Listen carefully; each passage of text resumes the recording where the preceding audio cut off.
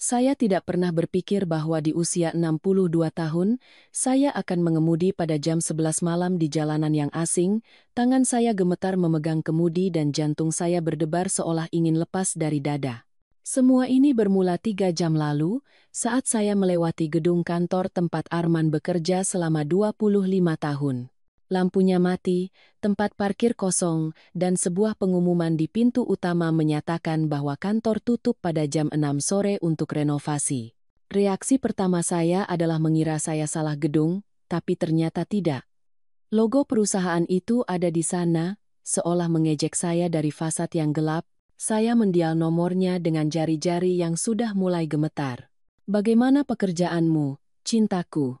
tanya saya, berusaha menjaga suara tetap santai, normal, seperti istri setia yang telah saya jalani selama 4 dekade. Jawabannya cepat, terstruktur, sempurna dalam kepalsuannya. "Sangat sibuk di sini, Joko. Saya tidak bisa bicara sekarang. Proyek Asia ini membuat kami semua bekerja siang malam. Jangan tunggu saya ya." Dan kemudian saya mendengarnya erangan pelan, tawa teredam, suara intim yang jelas, yang saya pikir saya tahu betul. Perut saya mual, tetapi pikiran saya, bagian dari diri saya yang telah tertidur selama bertahun-tahun, terbangun dengan kejernihan yang menakutkan.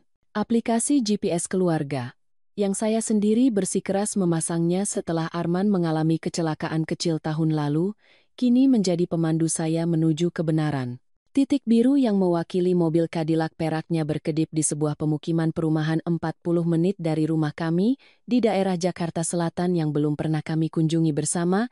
Setiap kilometer yang saya tempuh, saya merasa seolah mengupas lapisan dari kulit saya sendiri, memperlihatkan sesuatu yang mentah dan menyakitkan di bawahnya.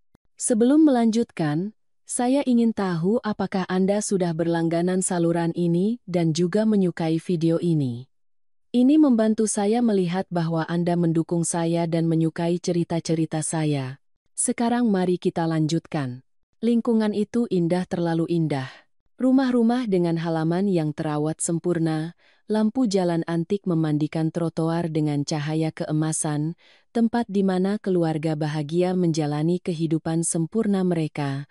Cadillac milik Arman terparkir di depan sebuah rumah kuning berlantai 2, dengan pot bunga petunia di jendela dan ayunan kayu di teras. Ada cahaya di jendela lantai 2, bayangan bergerak di balik tirai renda yang tampak seperti keluar dari majalah dekorasi. Saya tetap duduk di mobil saya, 3 rumah di kejauhan, mengamati. Pikiran saya berusaha memproses apa yang saya lihat, tetapi rasanya seperti mencoba menyatukan teka-teki dengan potongan-potongan yang tidak cocok. Ini bukanlah rumah kolega yang saya kenal. Ini bukan hotel, bukan apartemen anonim tempat perselingkuhan gelap dilakukan. Ini adalah sebuah rumah, dengan kotak surat bergambar bunga matahari dan keset yang bertuliskan, "Selamat datang." Lalu saya melihatnya, seorang wanita, tidak muda seperti yang saya takutkan, tetapi berusia pertengahan 40-an, mengintip dari jendela lantai 2. Rambutnya dikuncir berantakan, dan dia mengenakan jubah sutra biru yang saya kenali dengan rasa sakit yang menusuk. Itu persis sama dengan yang Arman berikan kepada saya untuk ulang tahun pernikahan kami yang terakhir, hanya saja milik saya berwarna merah. Wanita itu melihat ke jalan dengan ekspresi kepuasan yang lebih menyakitkan bagi saya daripada isyarat gairah apapun. Ponsel saya bergetar. Sebuah pesan dari Arman. "Baru mau meninggalkan kantor sekarang, sayang. Jangan tunggu saya ya, makan saja duluan." Kebohongan itu begitu terang-terangan sampai hampir membuat saya tertawa. Hampir. Saya melihat jam. Jam 11 malam 43 menit. Sudah berapa malam saya makan sendirian? Tidur sendirian? Hidup sendirian sementara dia membangun kehidupan paralel ini? Seorang anak muncul di jendela di sebelah wanita itu. Seorang anak laki-laki berusia sekitar 10 tahun, dengan rambut gelap bergelombang seperti milik Arman, dengan cara memiringkan kepala yang sama ketika sesuatu membuatnya penasaran. Wanita itu memeluknya, dan keduanya menghilang dari pandangan saya, mungkin akan tidur, melanjutkan rutinitas malam mereka di rumah sempurna mereka bersama suami saya. Suami saya. Kata-kata itu kehilangan makna pada saat itu, mengambang di pikiran saya seperti benda aneh yang tidak lagi saya kenali. 40 tahun pernikahan, 2 anak dewasa, 3 cucu, seluruh hidup dibangun di atas apa, tepatnya? Kebohongan, setengah kebenaran, pertunjukan yang ulung? Rasa sakit fisik datang saat itu, begitu nyata sampai saya pikir saya akan mendapat serangan jantung. Saya terbangun di mobil saya pada jam 5 pagi 47 menit, leher saya sakit dan mata saya bengkak. Rumah kuning itu masih ada di sana, bukti bahwa itu bukan mimpi buruk. Cadillac Arman sudah pergi. Saya mengemudi pulang secara otomatis, setiap lampu lalu lintas, setiap belokan terukir dalam memori otot saya setelah puluhan tahun tinggal di tempat yang sama. Saya tiba tepat saat Arman masuk melalui pintu depan, tas kerjanya di satu tangan dan sekotak donat dari gerai terkenal di tangan lainnya, kelemahan abadi saya. "Selamat pagi, sayang," katanya, mencium pipi saya dengan kealamian yang sama seperti biasa. "Saya membawakan favoritmu, rasa krim Boston. Saya tahu saya seharusnya tidak bekerja sepanjang malam, tetapi kamu tahu sendiri bagaimana proyek internasional ini. Pertunjukannya tanpa celah.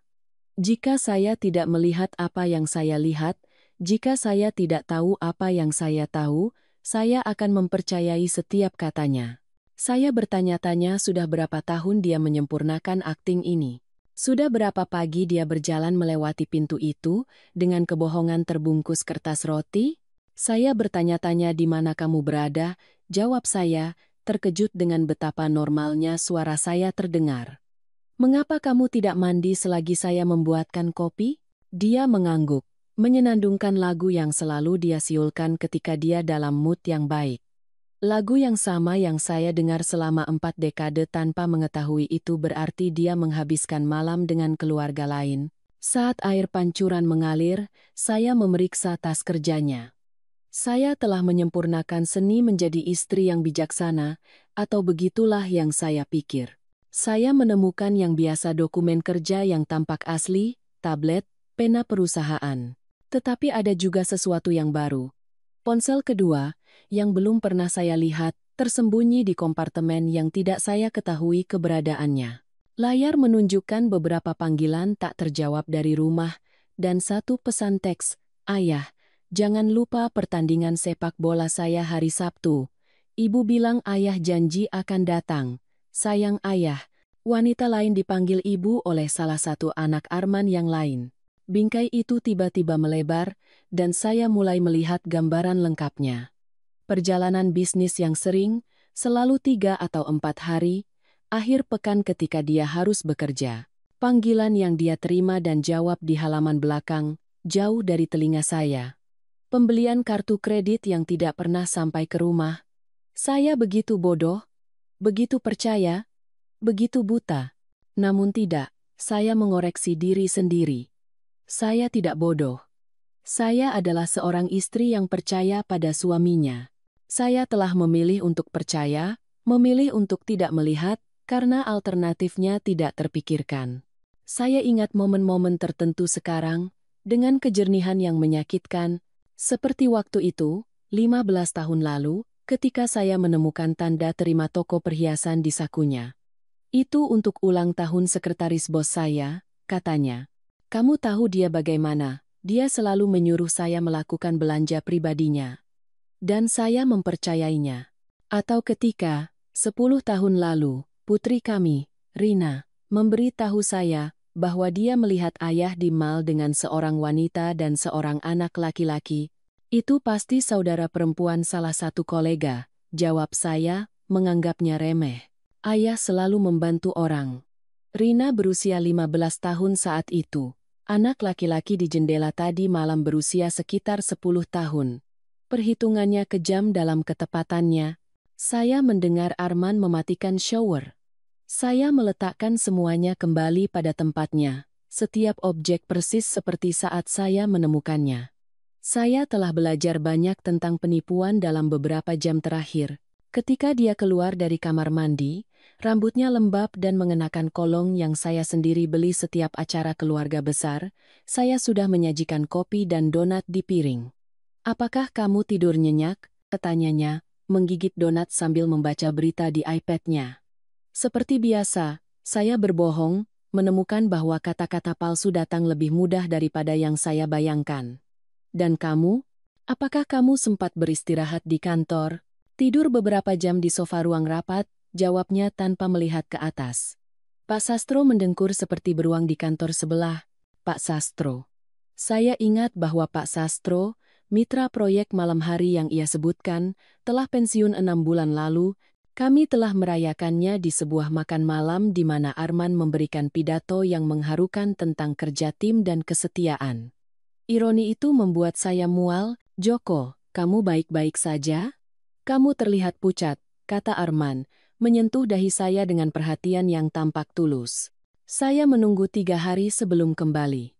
3 hari di mana saya menyempurnakan akting saya sendiri, tersenyum pada saat yang tepat, menanggapi kebohongannya dengan kepercayaan yang diharapkan, bercinta dengannya suatu malam sambil membayangkan wanita lain di tempat saya. Arman tidak mencurigai apapun. Bagaimanapun, saya telah dapat diprediksi selama 40 tahun. Siti, istri yang setia. Siti, ibu yang sempurna. Siti, si bodoh. Kali ini saya siap. Saya berpakaian dengan pakaian yang biasanya tidak akan saya kenakan, celana jeans dan hoodie yang saya beli dengan uang tunai, kacamata hitam besar. Rambut saya diikat di bawah topi bisbol. Saya terlihat seperti orang lain. Dan mungkin memang begitu. Siti yang dulu telah mati di mobil itu 3 malam yang lalu. Saya tiba di Rumah Kuning pada jam 2 siang. Ketika Arman sudah pasti berada di kantor yang asli kali ini. Saya telah memverifikasinya dengan menelepon ekstensi langsungnya. Lingkungan itu tenang, hanya sesekali terdengar suara anjing menggonggong atau tukang kebun bekerja. Saya parkir di jalan yang sama, tetapi lebih dekat kali ini. Saya perlu melihat. Saya perlu mengerti. Wanita itu keluar pada jam 2.30 dan jantung saya hampir berhenti. Bukan karena dia, tetapi karena apa yang dia bawa. Seorang bayi di gendongan depan. Seorang bayi yang tidak lebih dari 6 bulan. Matematika pengkhianatan tiba-tiba menjadi lebih rumit. Bukan hanya anak laki-laki berusia 10 tahun itu, kalau begitu. Arman telah membangun keluarga ini selama. Berapa lama? Saya mengikutinya dengan berjalan kaki saat dia mulai berjalan melalui lingkungan itu. Saya menjaga jarak aman, berpura-pura melihat ponsel saya ketika dia berhenti. Saya melihat dia masuk ke kedai kopi lokal. Salah satu tempat nyaman dengan meja di trotoar dan tanaman gantung. Saya duduk di meja yang jauh darinya, memesan kopi yang tidak berniat saya minum. Dia bertemu 2 wanita lain, keduanya dengan bayi. Saya mendengarkan mereka berbicara tentang hal-hal biasa. Popok, malam tanpa tidur, kelelahan menjadi ibu. Dan kemudian, salah satu dari mereka mengatakan sesuatu yang membuat darah saya dingin. Ayu, kamu sangat beruntung. Arman sangat terlibat. Tidak semua suami begitu berdedikasi. Arman saya adalah Arman di kehidupan ini. Ayu tertawa, menyesuaikan bayi di pelukannya. Ya, meskipun dengan jam kerjanya itu rumit. Kadang-kadang dia harus bepergian untuk bisnis 3 atau 4 hari, tetapi dia selalu menebusnya ketika dia kembali. Dia adalah ayah yang luar biasa. Perjalanan bisnis itu, 3 atau 4 hari itu adalah ketika dia kembali kepada saya, ke kehidupan lainnya, ke anak-anaknya yang lain, yang sudah dewasa. Kami adalah giliran dalam kalender penipuan yang rumit. Saya bertanya-tanya apakah dia memiliki spreadsheet di suatu tempat, mengordinasikan kebohongannya, memastikan tidak mencampur-adukan nama, tanggal, cerita, dan bagaimana Arman kecil dengan bayi barunya, tanya wanita lain. Cemburu pada awalnya, jawab Ayu. Tetapi Arman, suamiku, luar biasa dalam menangani situasinya. Dia membelikannya sepeda baru, dan mereka menghabiskan Sabtu sore bersama sementara saya beristirahat dengan bayi. Sabtu sore. Seminar kerja hari Sabtu yang tidak pernah dilewatkan Arman. Potongan teka-teki lain yang cocok dengan ketepatan yang memuakkan. Saya bangkit untuk pergi. Tetapi kemudian Ayu mengeluarkan ponselnya untuk menunjukkan foto. Saya tidak bisa menahan diri untuk tidak melihat saat saya melewatinya. Ada Arman. Arman saya. dalam foto keluarga di pantai, berkulit coklat, tersenyum, menggendong anak laki-laki itu di bahunya, sementara Ayu, hamil dalam foto itu, tersenyum di sampingnya. Saya mengenali tempat itu. Bali. Hotel yang sama tempat Arman mengadakan konferensi medis penting tahun lalu. Saya tersandung keluar dari kedai kopi. Dalam perjalanan kembali ke mobil saya melewati sebuah taman tempat beberapa anak bermain. Saya berhenti mendadak ketika saya mendengar suara yang familiar. Itu dia, jagoan. Tendang lebih keras. Itu Arman. Arman saya yang seharusnya berada dalam rapat dengan investor Asia, melatih tim sepak bola anak-anak. Anak laki-laki dari jendela itu, Arman kecil, berlari ke arahnya dengan senyum yang merupakan cerminan ayahnya. Saya mengamatinya selama 20 menit, pria yang saya pikir saya kenal lebih baik dari diri saya sendiri ini. Saya melihatnya menjadi ayah seperti dia bersama anak-anak kami ketika mereka kecil, tetapi dengan energi, kehadiran yang sangat familiar dan anehnya asing pada saat yang sama, itu bukan akting, itu asli. Dia adalah seorang ayah yang mencintai putranya, seorang pria dalam elemennya. Siapa Arman yang sebenarnya kalau begitu? Pria yang sarapan bersama saya setiap pagi atau yang melatih sepak bola pada Rabu sore? Yang bercinta dengan saya pada Minggu pagi atau yang membawa keluarga lain ke pantai? Apakah Arman yang nyata itu ada? Atau hanya versi yang dibuat dengan hati-hati untuk setiap audiens? Ponsel saya berdering. Itu dia. Halo sayang. Rapat berakhir lebih awal. Mau saya mampir dan mengambilkan sesuatu untuk makan malam? Saya melihat ke arah taman tempat dia masih meneriakkan instruksi kepada tim.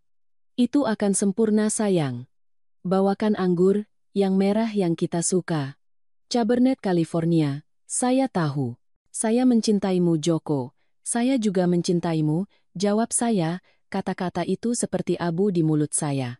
Malam itu, saat Arman tidur di samping saya dengan napas tenang seorang pria tanpa rasa bersalah, saya bangkit dan pergi ke kamar mandi. Saya menatap diri saya di cermin untuk waktu yang lama, mempelajari setiap garis, setiap tanda yang ditinggalkan waktu di wajah saya.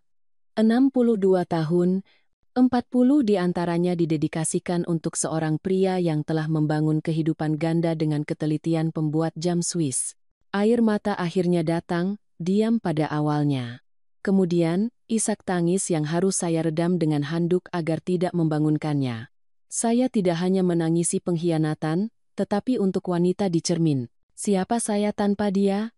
Siapa Siti sebelum dia menjadi Nyonya Arman? Kenangan masa muda saya seolah milik orang lain, gadis yang ingin menjadi pelukis, yang telah memenangkan beasiswa untuk belajar di kota besar, yang dia tolak karena Arman meyakinkannya bahwa memulai keluarga lebih penting, seni akan selalu ada di sana, katanya saat itu, dengan senyum yang meluluhkan pertahanan saya.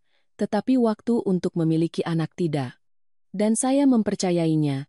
Saya telah menyingkirkan kuas saya, menukar kanvas dengan popok, galeri dengan pertemuan orang tua. Saya tidak menyesali anak-anak saya. Rina dan Budi adalah bagian terbaik dari hidup saya. Tetapi apa yang terjadi pada Siti si seniman? Apakah dia sepenuhnya larut menjadi Siti si istri? Keesokan harinya, saat Arman berada di kantor aslinya atau mungkin kehidupan paralelnya, saya tidak bisa yakin lagi saya naik ke loteng. Di sana, di dalam kotak-kotak berdebu, saya menemukan perlengkapan seni lama saya. Kuasnya kaku, catnya kering, tetapi sketsa-sketsa itu masih ada. Kesaksian akan bakat yang saya tinggalkan demi cinta, atau demi apa yang saya yakini sebagai cinta. Saya juga menemukan surat, foto, kenangan hidup kami bersama pernikahan kami, dengan Arman berjanji di hadapan Tuhan, dan 200 tamu bahwa dia akan setia kepada saya sampai mati. Kelahiran Rina, Arman menangis saat memotong tali pusar. Budi mengambil langkah pertamanya, Arman merekamnya dengan kamera tua yang sangat dia cintai. Momen nyata, emosi tulus, atau begitulah yang saya yakini. Pada titik mana kebohongan itu dimulai, ponsel saya berdering. Itu Rina. Bu, ibu baik-baik saja? Saya perhatikan ibu bertingkah aneh akhir-akhir ini. Putri saya, selalu sangat peka. Saya baik-baik saja, sayang, hanya sedikit lelah. Yakin? Saya bisa mampir jika ibu mau. Anak-anak menanyakan nenek. Anak-anak? Cucu-cucu saya. Cucu resmi Arman. Saya bertanya-tanya apakah mereka tahu mereka memiliki paman dan bibi di rumah kuning itu, saudara kandung yang tidak akan pernah mereka temui. Jaring kebohongan meluas seperti sarang laba-laba beracun, menyentuh kehidupan yang tidak bersalah. Lebih baik minggu saja, jawab saya. Ayah akan ada di rumah. Bohong. Minggu sore, Arman bermain golf dengan klien. Sekarang saya tahu itu mungkin waktu keluarga di rumah kuning. Setelah menutup telepon, saya kembali ke penyelidikan saya. Laporan bank yang saya abaikan selama bertahun-tahun kini masuk akal. Transfer rutin ke rekening yang tidak saya kenali, pembelian di toko-toko yang belum pernah kami kunjungi, biaya medis yang tidak sesuai dengan penyakit kami. Arman telah mempertahankan 2 rumah, 2 kehidupan lengkap, dan saya terlalu percaya, terlalu nyaman dalam ketidaktahuan saya untuk menyadarinya. Saya menemukan tagihan untuk sekolah swasta, untuk pelajaran musik, untuk perkemahan musim panas. Arman kecil memainkan biola, rupanya. Bayi itu, yang namanya masih belum saya ketahui, telah lahir di Rumah Sakit Saint Jude, rumah sakit yang sama tempat anak-anak kami lahir. Keberanian penipuan itu hampir mengagumkan dalam kekurangajarannya. Sore itu, saya melakukan sesuatu yang belum pernah saya lakukan. Saya menyewa seorang penyelidik swasta, seorang pria bijaksana yang direkomendasikan oleh seorang teman yang pernah melalui perceraian yang sulit. Saya perlu tahu segalanya, kata saya kepadanya. Berapa lama? Bagaimana itu dimulai? Segalanya. Apakah Anda yakin ingin tahu segalanya? Tanyanya kepada saya.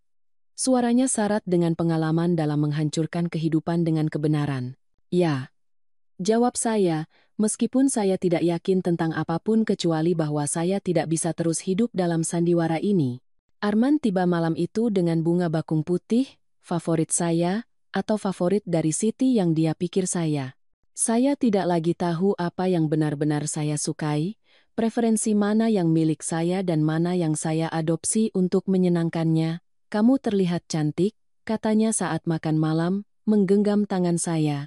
Penyelidik swasta, seorang pria bernama Budi dengan mata lelah yang telah melihat terlalu banyak rahasia, datang ke rumah seminggu kemudian. Arman sedang dalam salah satu perjalanan bisnisnya yaitu bermain keluarga bahagia di Rumah Kuning. Budi menyebar folder di meja makan saya, meja yang sama tempat kami merayakan 40 acara keluarga besar, 40 ulang tahun, seluruh kehidupan kebohongan, Nyonya Joko. Apa yang akan saya tunjukkan kepada Anda tidak mudah dicerna. Ia memperingatkan. Suaranya profesional dan penuh kasih sayang.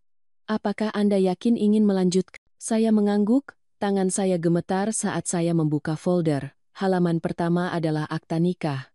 Arman Stephen Sunaria telah menikah dengan Ayu Larasati 12 tahun lalu. Pernikahan. Bukan perselingkuhan, bukan simpanan, tetapi istri lain. Di beberapa negara yang mengizinkan poligami, mungkin itu akan legal. Di sini itu adalah bigami, sebuah kejahatan. Tapi ini ilegal, saya tergagap, pikiran saya mencoba memproses informasi. Secara teknis, ya, jawab Budi. Dia menggunakan dokumen palsu, identitas alternatif yang telah dia pertahankan dengan sempurna selama bertahun-tahun. Arman dan Arman Stephen Sunaria adalah orang yang sama, tetapi secara hukum mereka ada sebagai 2 individu yang berbeda. Ini adalah pekerjaan profesional, Bu. Suami Anda bukan amatir dalam hal ini. Halaman-halaman berikutnya lebih buruk. Foto-foto pernikahan Arman dan Ayu. Upacara intim di sebuah pantai. Dia mengenakan gaun linen putih sederhana. Dia memiliki senyum yang saya pikir saya kenal betul. Akta kelahiran. Arman Junior. Lahir 11 tahun lalu, 3 bulan setelah Arman mengadakan konferensi medis darurat di luar kota. Sofia Ayu, bayi itu, lahir 7 bulan lalu, ketika Arman berada di retret kepemimpinan perusahaan. Ada lagi, kata Budi, beralih ke bagian lain. Suami Anda memiliki properti atas nama identitas alternatifnya. rumah tempat keluarga lain tinggal, sebuah kondominium di tepi laut, sebuah villa di pegunungan. Semua dibayar tunai, tanpa hipotek yang bisa menimbulkan kecurigaan. Warisan saya. Warisan ibu saya yang meninggal 15 tahun lalu. Meninggalkan saya sejumlah besar uang yang Arman investasikan dengan bijak untuk pensiun kami. Sekarang saya tahu kemana uang itu benar-benar pergi. Dia telah membiayai kehidupan lainnya dengan uang mendiang ibu saya. Bagaimana itu mungkin? Tanya saya. Suara saya hampir tidak terdengar. Bagaimana seseorang bisa hidup seperti itu begitu lama? Budi mengangkat bahu. Saya pernah melihat kasus serupa, meskipun tidak ada yang serumit ini. Suami Anda menjalankan 2 bisnis, satu di bawah setiap nama. Yang kedua adalah perusahaan konsultan yang membenarkan pendapatan tambahannya dan ketidakhadirannya. Itu brilian, dengan cara yang bengkok. Saya terus membaca. Catatan sekolah untuk Arman kecil, siswa yang sangat baik, kapten tim sepak bola remaja. Laporan medis untuk Ayu, perawatan kesuburan yang Arman bayar selama bertahun-tahun sebelum dia bisa hamil. Mereka berjuang untuk memiliki anak, sama seperti kami di awal. Ironi itu beracun. Ada hal lain yang harus Anda ketahui, kata Budi, jelas tidak nyaman. Wanita lain, Ayu, dia tidak tahu tentang Anda. Baginya, suaminya adalah seorang duda. Cerita yang dia sampaikan kepadanya adalah bahwa istri pertamanya, Siti, meninggal dalam kecelakaan mobil 15 tahun lalu. Saya sudah mati. Dalam narasi Arman untuk keluarga lainnya, saya sudah mati. Dia secara metaforis membunuh istrinya sehingga dia bisa memiliki yang lain. Saya bertanya-tanya, apakah dia pernah, saat bercinta dengan Ayu, memikirkan istri yang mati yang tidur di rumah lain, di kehidupan lain? Apakah ada sesuatu tentang mengapa? Tanya saya, perlu memahami motivasi di balik begitu banyak elaborasi. Budi mengeluarkan folder lain. Saya secara diam-diam mewawancarai beberapa kenalan di kedua lingkaran. Ternyata suami Anda bertemu Ayu ketika dia menjadi terapis fisiknya setelah operasi lututnya. Operasi lutut. Saya ingat bulan-bulan itu dengan sempurna. Arman mengeluh tentang rasa sakitnya, pergi ke terapi 3 kali seminggu, perlahan pulih. Saya sibuk merawat ibu saya yang sakit saat itu, percaya bahwa dia mengikuti perawatannya sendirian. Dia telah menanam benih kehidupan lainnya sementara saya memegang tangan ibu saya yang sedang sekarat. Ayu hamil tak lama setelah itu, lanjut Budi. Dari tanggalnya, tampaknya suami Anda memutuskan untuk mempertahankan kedua kehidupan daripada memilih. Mungkin karena anak-anak, mungkin karena keuangan, mungkin karena dia bisa. Dokumen keuangan menunjukkan dia mengelola hampir $3 juta aset di antara kedua identitas. $3 juta. Uang yang dia warisi, peroleh, curi mungkin, untuk mempertahankan kerajaan kebohongannya. Saya bangkit tiba-tiba, berlari ke kamar mandi tempat saya muntah hingga tidak ada yang tersisa selain empedu. Budi menunggu dengan sabar, profesional sampai akhir. Apa yang ingin Anda lakukan dengan informasi ini? Tanyanya ketika saya kembali. Saya ingin berteriak, membakar segalanya, menghadapi Arman dengan bukti kejahatannya, tetapi ketenangan aneh datang menghampiri saya. Saya perlu waktu untuk berpikir. Bisakah Anda mendapatkan lebih banyak informasi tentang keuangannya? Semuanya. Setiap rekening, setiap investasi, setiap sen. Tentu saja. Apakah Anda mempertimbangkan perceraian? Saya mempertimbangkan keadilan, jawab saya, terkejut dengan dinginnya suara saya. Saya menghabiskan 3 hari berikutnya di sebuah hotel. Memberitahu Arman bahwa saya mengunjungi saudara perempuan saya di kota lain. Saya butuh ruang untuk berpikir, untuk merencanakan, untuk memutuskan siapa Siti setelah ini. Dalam kesendirian kamar yang tidak pribadi itu, dengan folder Budi tersebar di tempat tidur seperti bukti kejahatan, saya membuat keputusan yang akan mengubah segalanya. Saya tidak akan menjadi korban. Saya tidak akan menangis dalam diam sementara Arman melanjutkan kehidupan gandanya. Saya tidak akan menghilang secara diam-diam dengan perceraian tenang yang akan memungkinkannya mempertahankan fasadnya. Saya akan secara sistematis menghancurkan rumah kartu yang dia bangun, tetapi saya akan melakukannya dengan ketelitian seorang ahli bedah, bukan kemarahan seorang istri yang dicampakkan. Pertama, saya butuh sekutu. Saya menelepon Budi, putra saya, yang adalah seorang pengacara yang berspesialisasi dalam hukum perusahaan. Nah, saya butuh bantuan profesionalmu untuk sesuatu yang sensitif. Bisakah kamu datang ke Hotel Marriott Pusat Kota? Kamar 512. Budi tiba dalam waktu 1 jam, khawatir. Bu, ada apa? Mengapa ibu di hotel? Saya menunjukkan semuanya kepadanya. Saya melihat wajahnya berubah dari kebingungan menjadi ketidakpercayaan, lalu menjadi kemarahan dingin yang saya kenali sebagai milik saya. Saya akan menghancurkannya, katanya akhirnya, suaranya mematikan. Bigami adalah kejahatan federal. Penipuan, penggelapan pajak, pemalsuan dokumen. Tidak, saya memotongnya. Saya tidak ingin dia masuk penjara. Saya ingin sesuatu yang lebih buruk. Saya ingin dia kehilangan segala sesuatu yang dia hargai, tetapi harus hidup untuk melihatnya. Budi menatap saya dengan kekaguman baru. Apa yang ibu pikirkan? Saya menjelaskan rencana saya. Itu rumit. Itu membutuhkan kesabaran, akting, dan kekejaman yang tidak saya ketahui saya miliki. Budi mendengarkan. Sesekali menyarankan perbaikan. Penyempurnaan hukum yang akan membuat semuanya kedap udara.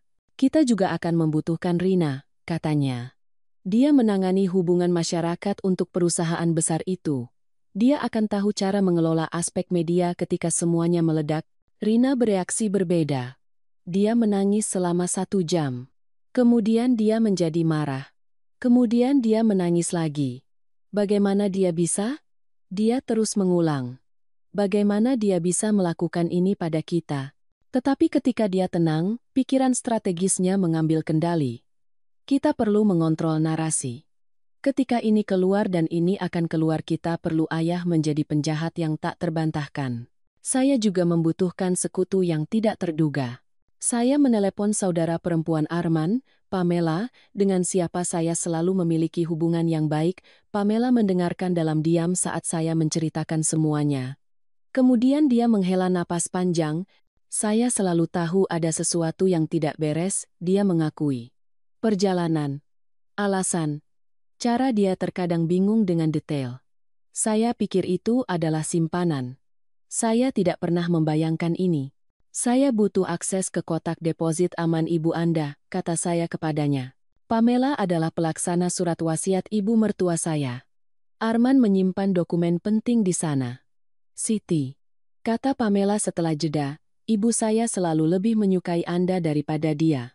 Dia biasa mengatakan Anda terlalu baik untuk Arman. Anda akan mendapatkan apa yang Anda butuhkan.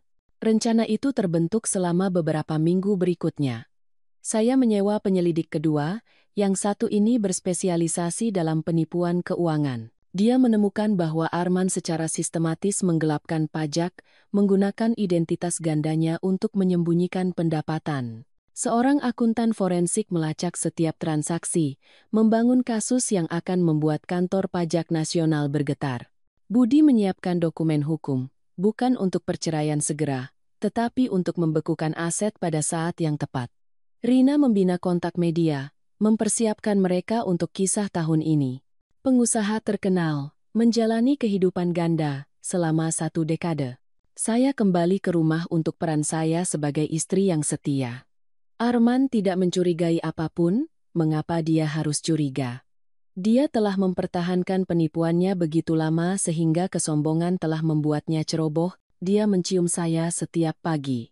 Dia menelepon saya dari kantornya setiap sore. Dia bercinta dengan saya dengan gairah yang kini membuat saya mual. Suatu malam, saat kami sedang makan malam, dia berbicara tentang masa depan. Saya sudah memikirkan tentang pensiun, katanya. Mungkin dalam beberapa tahun kita bisa bepergian, melihat dunia seperti yang selalu kita inginkan. Itu terdengar luar biasa, jawab saya, menuangkan lebih banyak anggur untuknya. Kemana kamu akan pergi pertama? Saya memperhatikan kata kerja bersyarat, tetapi dia tidak. Mungkin Italia. Atau Yunani? Tempat-tempat dengan sejarah, dengan seni? Saya tahu betapa kamu menyukai seni. Seni yang saya tinggalkan untukmu, pikir saya, tersenyum. Itu akan sempurna. Dia terus berbicara tentang mimpinya, rencana kami yang seharusnya bersama, tidak menyadari bahwa saya menghitung mundur hari-hari sampai kehancurannya. 6 minggu berikutnya adalah karya seni akting. Saya menjadi istri paling sempurna yang pernah Arman miliki dalam bertahun-tahun. Saya memasak hidangan favoritnya. Saya menunggunya tidak peduli seberapa larut dia bekerja. Saya memulai seks dengan antusiasme yang menyenangkan dia. Saya adalah Siti dari bulan madu kami, tetapi dengan tujuan gelap yang tidak bisa dia bayangkan. Kamu berseri-seri akhir-akhir ini, katanya suatu pagi, memeluk saya dari belakang saat saya membuat kopi. Apa yang berubah? Saya memutuskan untuk menghargai apa yang kita miliki, jawab saya. Suara saya madu beracun. Hidup ini singkat, bukan begitu? Sementara itu, potongan-potongan rencana bergerak seperti jam. Budi telah menemukan bahwa perusahaan konsultan Arman, sebagai Arman Stephen Sunaria, telah memenangkan beberapa kontrak pemerintah menggunakan informasi orang dalam yang diperoleh dari identitasnya sebagai Arman. Itu adalah penipuan perusahaan dalam skala besar. Rina telah menanam benih di media sosial akun anonim yang mulai mengajukan pertanyaan tentang Arman Stephen Sunaria yang misterius dan kemiripannya dengan Arman. Belum ada yang menuduh, hanya cukup untuk menciptakan desas-desus. Penyelidik keuangan menemukan hadiah utama rekening di Kepulauan Cayman dengan $5 juta, uang yang telah Arman alihkan selama bertahun-tahun. Itu adalah uang kami, uang warisan ibu saya. Uang investasi bersama semuanya disembunyikan untuk pelariannya yang mungkin. Tetapi pukulan telak datang dari Pamela. Di kotak deposit aman ibunya, dia menemukan surat wasiat ayah mertua saya yang sebenarnya, bukan versi yang Arman sajikan. Dalam aslinya, semuanya diserahkan dalam perwalian untuk cucu-cucu, dengan Siti, saya, sebagai administrator. Arman telah memalsukan dokumen untuk mewarisi semuanya sendiri kejahatan federal lainnya. Suatu sore, saya mengikuti Arman ke Rumah Kuning, kali ini saya tidak bersembunyi. Saya parkir tepat di depan dan menunggu. Saya melihat dia keluar dari mobil, tetapi tidak seperti Arman yang saya kenal. Pria ini berjalan berbeda, lebih santai, entah bagaimana lebih muda.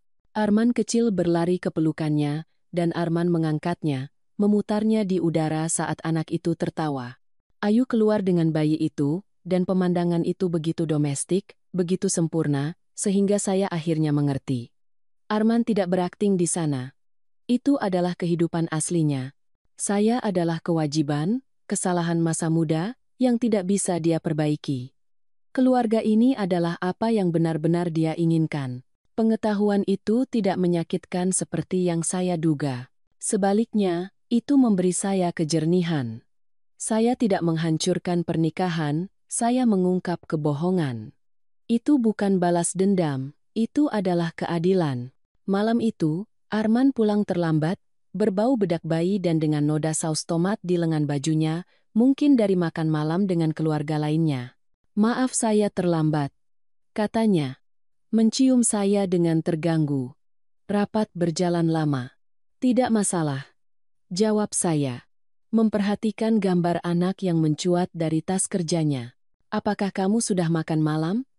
Makan sesuatu di kantor, dia berbohong dengan mudah. Tapi saya ingin sekali segelas anggur denganmu. Kami duduk di sofa, dia berbicara tentang hari fiktifnya sementara saya mengangguk pada saat yang tepat.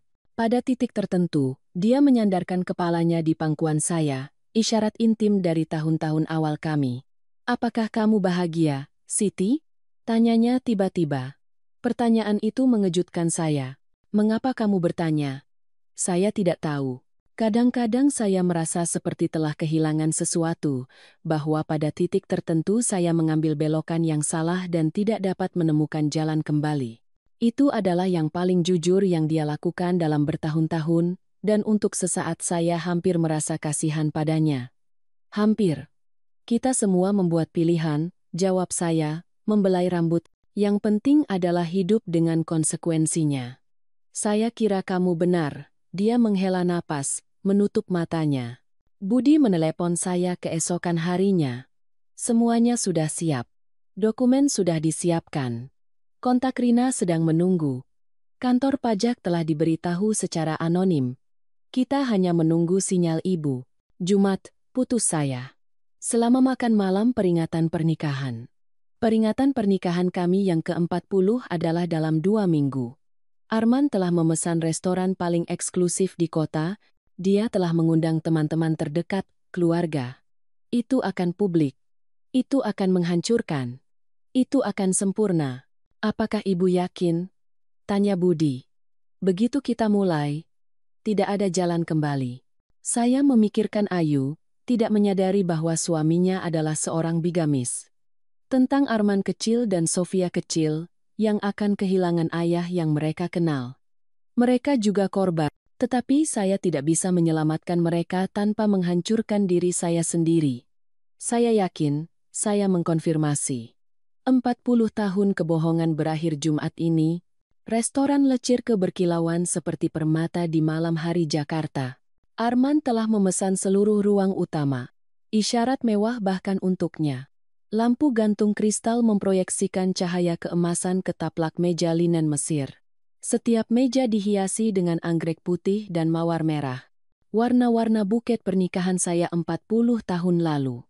Kuartet gesek memainkan lagu favorit kami, lagu dari tarian pertama kami. Setiap detail telah direncanakan dengan cermat. Sebuah karya seni romansa publik yang menyembunyikan kebusukan pribadi. Saya mengenakan gaun merah darah yang saya beli khusus untuk malam ini. Desain berani yang memeluk sosok saya, dengan garis leher yang Arman anggap tidak pantas beberapa bulan yang lalu.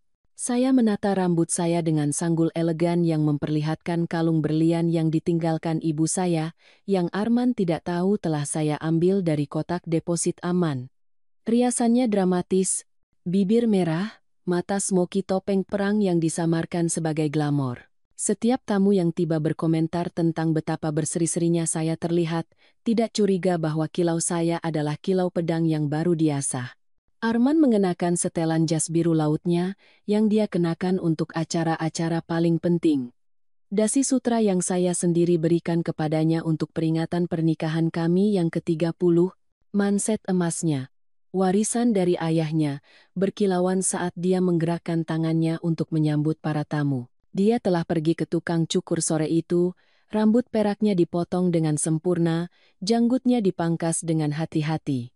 Dia terlihat seperti apa yang dia pura-pura, seorang pria sukses, merayakan kehidupan cinta dan kesetiaan. Kamu benar-benar spektakuler, bisiknya saat dia membantu saya dengan kursi saya di meja utama. Tangannya menyentuh bahu telanjang saya, isyarat intim untuk audiens. Saya tidak percaya kamu masih membuat saya terpesona setelah bertahun-tahun ini. Kamu adalah wanita tercantik di ruangan ini. Dan kamu pembohong terbesar, pikir saya. Tetapi senyum saya sempurna, dilatih selama berminggu-minggu berlatih di depan cermin. Kamu sendiri tidak terlihat buruk, cintaku, jawab saya, istilah sayang itu membakar lidah saya seperti asam. 50 tamu adalah pilihan hati-hati dari kehidupan kami, mitra bisnis Arman yang perlu menyaksikan kejatuhannya, teman-teman sosialita yang akan menyebarkan skandal seperti api liar, anggota keluarga yang pantas mengetahui kebenaran. Saya telah menempatkan mereka secara strategis. Budi dan istrinya, Elaine, di dekat panggung dadakan, siap untuk campur tangan. Rina dan tunangannya, Daniel, di meja dengan pandangan sempurna ke layar proyeksi. Pamela ditempatkan secara strategis di dekat pintu keluar, kalau Arman mencoba melarikan diri. Makan malam dimulai dengan hidangan laut, yang Arman benci tetapi telah dia pesan karena dia tahu itu adalah favorit saya. Isyarat publik lain dari pengabdian. Percakapan mengalir dengan anggur bersoda. Dari tahun pernikahan kami, sebuah detail yang harganya mahal, dan yang Arman telah sombongkan setidaknya 3 kali. Arman selalu menjadi suami yang sempurna, komentar Martha Collins, istri mitra utama Arman, saat dia menikmati hidangan. Siti, kamu sangat beruntung, kamu tidak tahu. Saya tidak tahu, jawab saya, senyum saya tak goyah. Arman, Duduk di sebelah saya, meremas tangan saya di bawah meja, isyarat yang diinterpretasikan orang lain sebagai cinta, tetapi yang saya kenali sebagai kepemilikan. Pada jam 9.30 menit, ketika hidangan penutup coklat disajikan, Arman berdiri, mengetuk gelasnya dengan lembut dengan pisau. Kuartet berhenti bermain. Percakapan berhenti, semua mata tertuju padanya. Teman-teman terkasih, keluarga, dia memulai, suaranya kaya dan dalam, suara yang dia gunakan untuk merayu saya 4 dekade lalu. 40 tahun yang lalu, di sebuah toko buku kecil di pusat kota, saya bertemu seorang wanita yang akan mengubah hidup saya. Siti tidak hanya menjadi istri saya, tetapi sahabat saya, orang kepercayaan saya, mitra saya dalam setiap petualangan. Saya melihat beberapa wanita diam-diam mengeringkan air mata. Marta menghela napas romantis, para pria mengangguk setuju. Itu adalah pertunjukan yang ulung. Tahun-tahun ini tidak selalu mudah, lanjut Arman, suaranya bergetar dengan emosi palsu atau mungkin benar-benar menyimpang. Kami telah menghadapi kehilangan, tantangan, saat-saat keraguan, tetapi Siti saya, telah menjadi jangkar saya, pelabuhan aman saya dalam setiap badai, cahaya yang membimbing saya pulang setiap malam. Ironi itu begitu pahit sehingga saya harus menyesap air agar tidak tersedak. Setiap malam dia seharusnya membimbing pulang, dia memilih arah lain, rumah lain, wanita lain. Itulah sebabnya, Arman mengambil kotak beludru biru dari sakunya. Saya ingin memperbarui sumpah saya di sini, di depan Anda semua. Dia membuka kotak itu, memperlihatkan cincin keabadian dengan berlian. Siti, maukah kamu memberi saya kehormatan untuk terus menjadi istri saya selama 40 tahun lagi? Tepuk tangan meledak. Seseorang berteriak, bravo. Kamera ponsel berkedip. Itu adalah momen yang sempurna. Klimaks romantis malam itu. Saya berdiri perlahan, menerima ciumannya di tengah tepuk tangan, cincin yang berat dan dingin di jari saya. Giliran saya.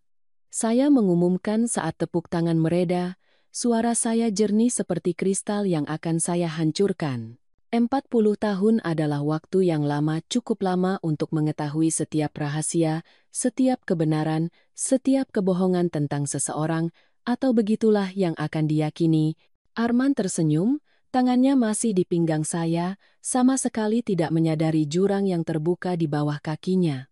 Saya telah menyiapkan sesuatu yang sangat istimewa untuk malam ini, lanjut saya, mengeluarkan ponsel saya dari tas. Budi sudah menghubungkan sistem audio dan proyeksi restoran ke perangkat saya, pengaturan yang harganya tip yang murah hati kepada staf teknis.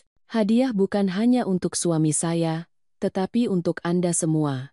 Karena peringatan pernikahan Batu Delima, teman-teman terkasih, membutuhkan transparansi mutlak, seperti kristal paling murni. Saya menekan putar. Suara Arman memenuhi ruangan, jernih, tak salah lagi. Ayu, cintaku, saya akan pulang sekarang. Ya, saya tahu Arman kecil ada pertandingannya besok jam 8 pagi. Jangan khawatir, saya bilang ke Siti saya ada konferensi sepanjang akhir pekan. Dia tidak pernah curiga apapun, percayalah. Hampir menyedihkan betapa mudahnya. Keheningan yang terjadi setelahnya benar-benar mutlak, jenis keheningan yang mendahului ledakan. Gelas sampahnya Arman jatuh dari tangannya, pecah menghantam lantai marmer menjadi 1000 keping yang memantulkan cahaya seperti air mata kristal. Itu bukan apa yang. Dia memulai. Wajahnya berubah dari cokelat menjadi putih menjadi abu-abu dalam hitungan detik. Oh, tapi tunggu. Saya memotongnya, suara saya sekarang tajam seperti pecahan kaca di kakinya. Ada lebih banyak lagi. Layar menjadi hidup dengan foto-foto yang telah saya siapkan dengan cermat. Arman dan Ayu di pernikahan pantai mereka. Dia mengenakan setelan linen putih yang belum pernah saya lihat. Akta kelahiran Arman Junior, dengan Arman Stephen Sunaria terdaftar sebagai ayah, foto-foto keluarga perayaan dari 10 tahun terakhir. Arman tersenyum dengan keluarga lainnya di depan pohon yang belum pernah saya hias. USG Sofia dengan dedikasi, untuk ayah terbaik di dunia, dengan cinta, Ayu. Desahan mulai terdengar seperti ombak, setiap pengungkapan memprovokasi putaran kejutan baru. Martha Collins menjadi pucat, tangannya menutupi mulutnya. Mitra Arman, Joko Santoso, melihat gambar-gambar itu dengan campuran kengerian dan kemarahan, mungkin menghitung kerusakan pada reputasi perusahaan. Pamela membenamkan wajahnya di tangannya, terisak diam-diam. 40 tahun, kata saya, berjalan perlahan mengelilingi Arman, yang tetap membeku seperti patung. 40 tahun hidup dengan bigamis, pembohong patologis, seorang kriminal. Ya, teman-teman terkasih, seorang kriminal. Bigami adalah kejahatan federal dengan hukuman penjara. Siti, tolong. Arman akhirnya menemukan suaranya, mengulurkan tangan kepada saya. Kita bisa membicarakan ini secara pribadi. Jangan lakukan ini. Budi berdiri, menengahi antara ayahnya dan saya. Jangan dekati ibu saya. Suaranya mematikan, terkontrol. Dan sebelum ayah berpikir untuk melarikan diri, ayah harus tahu bahwa kantor pajak sudah memiliki salinan semua laporan keuangan ayah, termasuk rekening Kepulauan Cayman tempat ayah menyembunyikan 5 juta dolar. Kantor kejaksaan memiliki kontrak curang yang ayah tanda tangani menggunakan identitas palsu ayah. Rina mengambil mikrofon yang telah ditinggalkan kuartet. Kepada tamu-tamu terkasih kami, saya sangat menyesal Anda menyaksikan ini, tetapi setelah 40 tahun penipuan publik, kami merasa kebenaran juga harus publik. Ayah saya tidak hanya mengkhianati ibu saya, dia mengkhianati kita semua. Ini gila. Arman berbalik, mencari dukungan di antara para tamu, tetapi semua orang menjauh seolah dia menular. Budi Santoso, kamu sudah kenal saya selama 20 tahun. Kamu tahu saya tidak akan. Tidak akan apa? Budi Santoso. Sahabatnya. Berdiri, wajahnya topeng jijik. Bahwa kamu tidak mampu melakukan ini, rupanya, saya tidak mengenalmu sama sekali. Saya mengambil amplop dari tas saya dokumen perceraian yang telah disiapkan Budi. Ayah punya dua pilihan, Arman. Ayah menandatangani dokumen-dokumen ini sekarang, melepaskan semua klaim atas properti bersama kita, atau ini akan disidangkan secara publik, dan ayah berakhir di penjara federal karena bigami, penipuan pajak, dan pemalsuan dokumen. Pamela berdiri saat itu, suaranya bergetar tetapi tegas. Arman, kamu juga harus tahu bahwa saya menemukan dokumen asli ayah. Yang kamu palsukan ada pada pihak berwenang. Ibu selalu tahu ada sesuatu yang tidak beres denganmu. Itu adalah pukulan terakhir. Arman ambruk ke kursi, pria yang kuat itu hancur berkeping-keping. Dengan tangan gemetar, dia mengambil pena yang saya tawarkan kepadanya. Saat dia menandatangani, air mata jatuh ke dokumen, menodai namanya, penyerahan dirinya yang terakhir. Peristiwa-peristiwa setelah makan malam, peringatan pernikahan itu terungkap seperti domino yang selaras dengan sempurna, masing-masing menjatuhkan yang berikutnya dengan ketepatan yang menghancurkan. Saya tidak tidur malam itu. Saya duduk di balkon apartemen hotel tempat saya berlindung, menyaksikan lampu kota berkedip sementara ponsel saya bergetar tanpa henti dengan panggilan dan pesan yang tidak akan saya jawab. Gaun merah itu masih tergantung di tubuh saya seperti baju perang. Riasan yang luntur melacak peta rasa sakit di wajah saya. Pada jam 6 pagi, Budi tiba dengan kopi dan laptopnya. Dokumen perceraian telah diproses. Ayah menandatanganinya tadi malam. Ada saksi. Itu tidak dapat dibatalkan. Kami juga membekukan rekening bersama 1 jam yang lalu. Efisiensinya tak kenal ampun. Pengacara mengambil kendali di mana sang putra mungkin akan ragu. Pada jam 7 pagi, Rina tiba dengan tim krisis hubungan masyarakatnya. 3 wanita muda dengan tablet dan ekspresi bertekad mengubah suite saya menjadi pusat komando. Embargo pers dicabut dalam 2 jam. Rina mengumumkan. Profesionalismenya hampir tidak menyembunyikan kemarahan yang membakar di bawahnya. Kami memiliki eksklusif dengan 3 surat kabar besar dan 2 saluran televisi nasional. Hashtag sudah dibuat. Pada tengah hari, seluruh negara akan tahu siapa Arman yang sebenarnya. Pada jam 9 pagi, cerita itu meledak. Pengusaha terkenal menjalani kehidupan ganda. Bigami, penipuan, dan 12 tahun penipuan. Judul-judul utama menjerit dari setiap layar. Bigamis tahun ini menjadi tren di seluruh dunia dalam hitungan menit.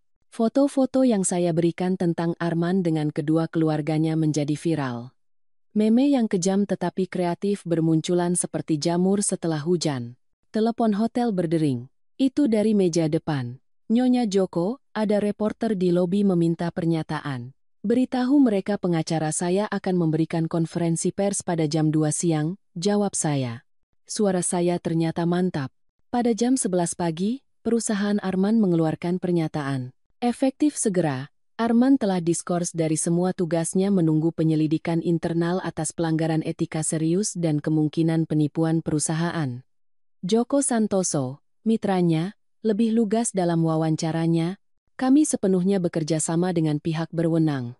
Jika tuduhan itu benar, Arman tidak hanya mengkhianati keluarganya tetapi juga kepercayaan mitra, karyawan, dan kliennya. Pada jam 3 sore 47 menit, ponsel saya berdering dari nomor yang tidak dikenal. Itu Ayu. Suaranya terdengar seperti pecahan kaca, setiap kata terpotong dan terfragmentasi. Apakah itu benar?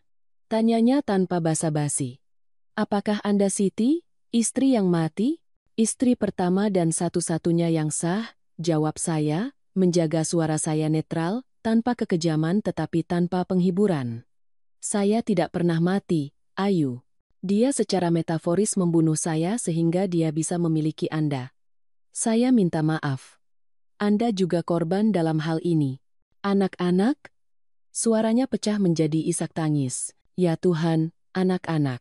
Arman kecil memuja ayahnya. Bayinya, apa yang harus saya katakan kepada mereka? Bagaimana saya menjelaskan bahwa seluruh hidup mereka adalah kebohongan? Saya tidak tahu. Saya mengakui, karena tidak ada kata-kata penghiburan yang bisa menyembuhkan luka-luka itu. Tetapi anak-anak tangguh. Dengan bantuan, dengan terapi, dengan cinta sejati, mereka akan sembuh. Apakah Anda tahu tentang kami? Tanyanya. Sudah berapa lama Anda tahu? 2 bulan, jawab saya. Hanya 2 bulan kebenaran setelah 40 tahun kebohongan. Saya akan kehilangan segalanya, bisiknya. Rumah itu atas namanya, rekeningnya, semuanya. Saya tidak punya apa-apa sendiri. Saya berhenti dari pekerjaan saya ketika Arman kecil lahir karena dia bersikeras. Itu adalah tingkat kekejaman lain dari Arman menjaganya sepenuhnya bergantung. Berikan saya informasi Anda, saya mendengar diri saya berkata. Pengacara saya akan menghubungi Anda. Anda tidak bertanggung jawab atas kejahatan Arman. Kami akan memastikan Anda dan anak-anak terlindungi secara finansial. Mengapa? Tanyanya, benar-benar bingung. Mengapa Anda membantu saya? Karena menghancurkan Arman tidak berarti menghancurkan 2 anak yang tidak bersalah, jawab saya. Mereka tidak meminta untuk dilahirkan dalam kebohongan. Keesokan harinya, kantor pajak datang seperti bencana Alkitabiah. Agen federal muncul di kantor Arman, di rumah kami, di rumah kuning, kotak-kotak dokumen disita, komputer, hard drive bahkan koleksi jam tangan mewahnya dikatalogkan dan disita. Penyelidikan mengungkapkan labirin penggelapan pajak yang sudah berlangsung 15 tahun. Rekening luar negeri, perusahaan cangkang, faktur palsu skema yang begitu rumit sehingga membutuhkan tim 20 akuntan forensik untuk mengurainya sepenuhnya. Budi menangani aspek hukum dengan ketepatan seorang ahli bedah dan dinginnya seorang algojo. Menggunakan undang-undang bigami. Yang di negara bagian kami mencakup pembatalan otomatis setiap klaim keuangan dari pasangan bigamis, dia membatalkan semua hak Arman atas properti bersama kami. Rumah senilai $2 juta, 3 properti investasi, portofolio saham semuanya beralih secara eksklusif ke nama saya. Kami juga memulihkan ini, kata Budi seminggu kemudian, menyerahkan cek kepada saya. $3.700.000 dari rekening Caiman. Sisanya begitu terjerat dalam perusahaan cangkangnya sehingga akan memakan waktu bertahun-tahun untuk dipulihkan, jika mungkin sama sekali. Pamela mengunjungi saya sore itu. Dia telah menua 10 tahun dalam seminggu. Wajahnya ditandai oleh rasa malu keluarga. Ibu selalu tahu ada sesuatu yang salah dengan Arman, dia mengakui, duduk dengan berat di sofa hotel saya. Sebelum dia meninggal, Dia mengatakan kepada saya, jaga Siti ketika kebenaran terungkap. Saya pikir entah bagaimana dia tahu. Bagaimana keadaannya? Tanya saya, membenci diri sendiri karena khawatir. Hancur, jawab Pamela terus terang. Ayu mengusirnya dari rumah. Tidak ada hotel di kota yang akan menerima reservasi. Wajahnya ada di seluruh berita. Dia tinggal di motel pinggir jalan. Membayar tunai dengan sedikit yang tidak dibekukan. Dia mencoba menghubungi beberapa teman, tetapi mereka semua menutup telepon. Dia adalah orang buangan, Siti, seorang pria tanpa negara. 3 minggu setelah skandal itu, saya dipanggil untuk bersaksi di depan Dewan Juri Agung. Ruangan itu penuh, setiap kursi ditempati oleh orang-orang yang ingin mendengar ceritanya secara langsung. Saya mengenakan setelan hitam sederhana, tanpa perhiasan kecuali cincin kawin asli saya, yang saya kenakan sebagai pengingat akan wanita saya dulu. Selama 4 jam, saya menceritakan semuanya, setiap kebohongan, setiap penemuan, setiap bukti. Anggota juri mendengarkan dengan ekspresi mulai dari simpati hingga kengerian. Ketika saya menunjukkan foto-foto kehidupan ganda Arman, seorang wanita tua di barisan depan menggelengkan kepalanya, bergumam, Tuhan mengampuninya, karena saya tidak bisa. Jaksa penuntut, seorang pria muda tetapi brilian bernama Martinus, sangat teliti. Nyonya Joko, pada titik manapun selama 12 tahun itu, apakah Anda mencurigai perselingkuhan suami Anda? Ada saat-saat, saya mengakui. Ketidakkonsistenan kecil, ketidakhadiran yang aneh. Tetapi Arman adalah ahli manipulasi. Setiap kali saya mendekati kebenaran, dia akan menciptakan penjelasan yang begitu rumit, begitu meyakinkan, sehingga saya merasa bersalah karena meragukan. Bisakah Anda memberikan contoh? 5 tahun lalu, saya menemukan tanda terima toko perhiasan untuk kalung berlian yang tidak pernah saya terima. Ketika saya menghadapinya, Arman membawa saya ke toko perhiasan. Manajer, yang jelas telah dilatih, menjelaskan bahwa telah terjadi kesalahan, bahwa kalung itu untuk istri klien penting Arman yang meminta bantuan untuk mengejutkannya. Mereka bahkan menunjukkan kepada saya kalung yang dikembalikan. Tentu saja, sekarang saya tahu dia hanya membelinya kemudian untuk Ayu. Bagaimana perasaan Anda ketika Anda menemukan kebenaran? Saya mengambil waktu sejenak sebelum menjawab. Pada awalnya, penyangkalan. Kemudian rasa sakit. Rasa sakit yang begitu dalam sampai saya pikir itu akan merobek saya menjadi 2. Kemudian datang kemarahan. Bukan panas, tetapi dingin. Terhitung. Dan akhirnya, tekad. Tekad bahwa 40 tahun kebohongan tidak akan mendefinisikan sisa hidup saya. Keputusan juri agung bulat. Dakwaan resmi untuk bigami, penipuan pajak, pemalsuan dokumen, dan konspirasi untuk melakukan penipuan. Arman menghadapi hingga 20 tahun penjara. Sebulan kemudian, Arman menelepon saya dari penjara daerah tempat dia menunggu persidangan. Suaranya tidak dapat dikenali, pecah, menua. Mengapa, Siti? Mengapa kamu tidak memberi saya kesempatan untuk menjelaskan secara pribadi? Menjelaskan apa, Arman? Bagaimana kamu secara tidak sengaja jatuh ke dalam kehidupan lain selama 12 tahun? Bagaimana secara keliru kamu menikahi wanita lain? Bagaimana tanpa sengaja kamu memiliki 2 anak lagi? Bukan seperti itu, Siti. Dia hamil. Saya tidak bisa meninggalkannya. Tetapi kamu bisa meninggalkan saya. Setiap hari selama 12 tahun, kamu meninggalkan saya. Saya mencintaimu, Siti. Saya selalu mencintaimu.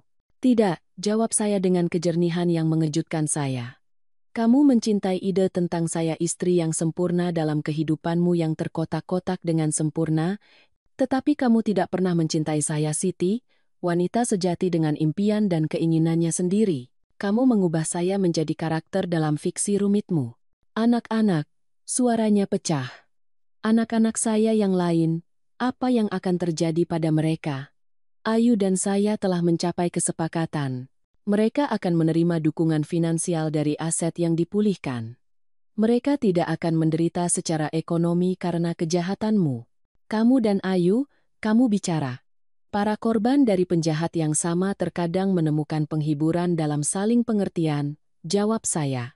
Siti, tolong, saya hanya ingin. Tidak, Arman, kamu tidak punya hak untuk menginginkan apapun dari saya. Kamu memiliki 40 tahun hidup saya. Kamu tidak akan memiliki 1 detik pun lagi. Saya menutup telepon. Itu adalah terakhir kalinya saya akan mendengar suaranya. 2 tahun telah berlalu sejak makan malam peringatan pernikahan yang mengubah segalanya itu. Pagi ini, saat saya membuat kopi di dapur baru saya, dengan pemandangan atap kota dan matahari bersinar melalui jendela yang saya pilih sendiri, saya menerima notifikasi di ponsel saya. Arman telah dibebaskan karena perilaku yang baik.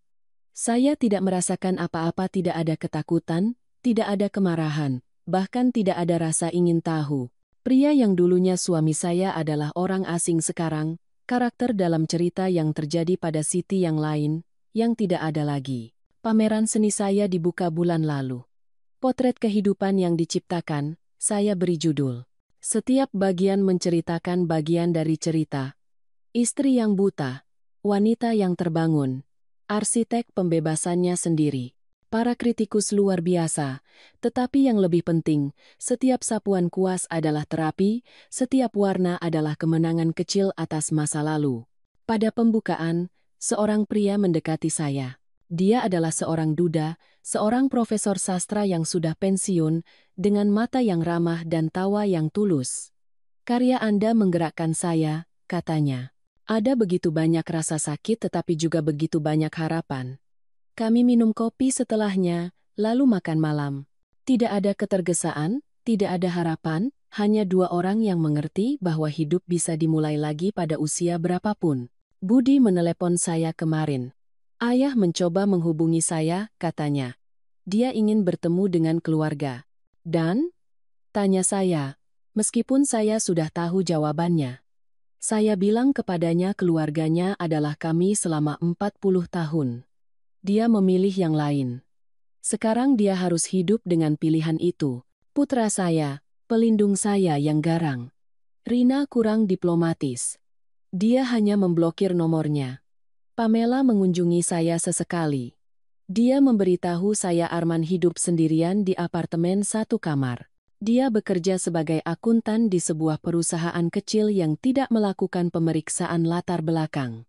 Ayu tidak mengizinkannya melihat anak-anak sampai mereka lebih besar dan dapat memutuskan sendiri. Itu adalah keberadaan yang abu-abu, monoton jujur untuk pertama kalinya dalam hidupnya. Tetapi cerita ini bukan tentang Arman. Tidak pernah benar-benar begitu. Ini tentang Siti, tentang saya, tentang wanita yang muncul dari abu kehidupan palsu untuk membangun kehidupan nyata. Kemarin saya menemukan buku harian lama saya, dari waktu sebelum Arman. Gadis yang menulis halaman-halaman itu bermimpi tentang kota besar, tentang melukis di studio, tentang kehidupan yang penuh warna dan gairah. Di usia 64 tahun, saya akhirnya memberikan gadis itu apa yang pantas dia dapatkan. Bulan depan saya terbang ke Bali, sendirian, dengan kuas saya dan koper ringan. Itu bukan beasiswa yang saya tolak 40 tahun lalu, tetapi itu uang saya, keputusan saya, hidup saya. Saya akan menyewa studio kecil, melukis sampai tangan saya sakit, minum anggur murah dengan seniman yang tidak tahu apa-apa tentang sejarah saya. Saat saya berkemas, saya menemukan foto pernikahan kami. Arman dan saya, muda, berseri-seri, tidak tahu akan masa depan. Saya tidak merobeknya, saya tidak membakarnya. Saya hanya menyimpannya di dalam kotak berlabel fiksi, karena itulah adanya fiksi yang indah, mengerikan. Ponsel saya berdering. Itu Budi. Itu nama profesor sastra itu, meskipun nama itu tidak lagi membuat saya tersentak. Siap untuk kelas dansa salsa kita? Tanyanya. Ya, saya belajar salsa, juga bahasa daerah, memahat, dan mencicipi anggur. Setiap hari sesuatu yang baru, setiap pengalaman merupakan penegasan bahwa hidup tidak berakhir dengan pengkhianatan, bahwa 60 bukanlah akhir, tetapi awal yang baru. Beri saya 10 menit, jawab saya, mengoleskan lipstik merah yang Arman bilang terlalu berani untuk usia saya. Segalanya berani sekarang. Setiap hari adalah tindakan keberanian, setiap keputusan adalah deklarasi kemerdekaan. Sebelum pergi, saya melihat diri saya di cermin. Wanita yang melihat balik ke saya memiliki kerutan yang menceritakan kisah, uban yang tidak dia sembunyikan, mata yang telah melihat terlalu banyak tetapi masih bersinar dengan harapan. Dia cantik, bukan meskipun usianya dan sejarahnya, tetapi karena semua itu. Halo, Siti, kata saya pada refleksi saya. Senang akhirnya bertemu denganmu. Dan kemudian ada satu twist lagi pada cerita ini, yang tidak saya lihat datang. Pagi ini, saat saya mengatur kertas-kertas untuk perjalanan saya menemukan amplop yang ditinggalkan Budi, penyelidik itu, buka hanya ketika Anda siap, katanya. Di dalamnya ada surat dari ibu saya, yang ditulis tak lama sebelum dia meninggal, surat yang Arman cegat dan sembunyikan. Siti tersayang, bunyinya. Jika kamu membaca ini, itu karena kamu akhirnya membebaskan dirimu. Saya selalu tahu kebenaran tentang Arman. Saya mengikutinya sekali.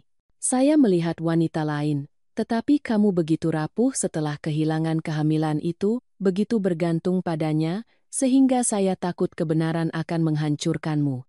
Saya pengecut, saya minta maaf. Untuk menebusnya, saya telah meninggalkan rekening lain, yang Arman tidak tahu, hanya untukmu. Kuncinya adalah di tempat kita selalu menyembunyikan harta ketika kamu masih kecil. Hiduplah, cintaku.